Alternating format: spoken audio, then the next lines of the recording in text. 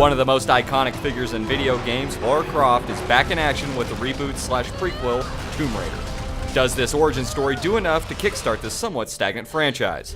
I hate tombs. A young Lara Croft and her archaeological crew aboard the Endurance set out in search of the island, the Dragon's Triangle. A violent storm finds them first, separating the crew on the island and leaving Lara to fend for herself. She is quickly in over her head and must find a way to not only survive, but to rescue her friends. Thank God you're alive. The character progression throughout the game is done remarkably well. Lara learns how to use new weapons and tools as you would expect, but her character subtly changes throughout the course of the game's 12 to 15 hours. Please come and get me. I have to stay here. You can do this, Lara. The clever writing and voice acting help to complete Lara's arc from a weak and helpless victim into a confident and brutal survivor.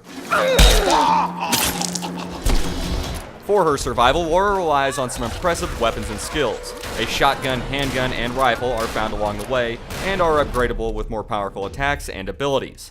They feel great to use, and each has a purpose in combat. Lara's main tool, instead of her double pistols like before, is the ridiculously fun bow. Being able to take out a crew of enemies silently is a real blast, and with the later upgrades, some real damage can be dealt. Getting around the island is a real treat with tight controls and abilities like riding down zip lines.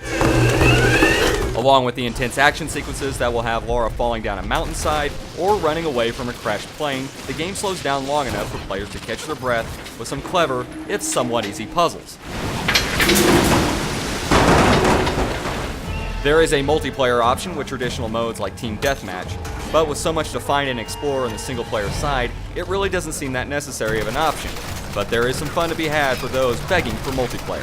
Better luck next time! Lara's journey from a tortured victim to a true badass is an absolute joy to take part in. The intense action sequences and violence towards a woman might make some a little bit squeamish, but it's so satisfying watching Lara take charge that those feelings are quickly forgotten.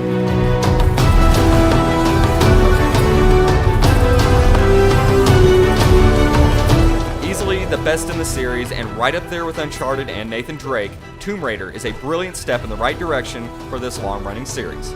We give Tomb Raider for the PC, PlayStation 3, and Xbox 360 a 4 out of 5.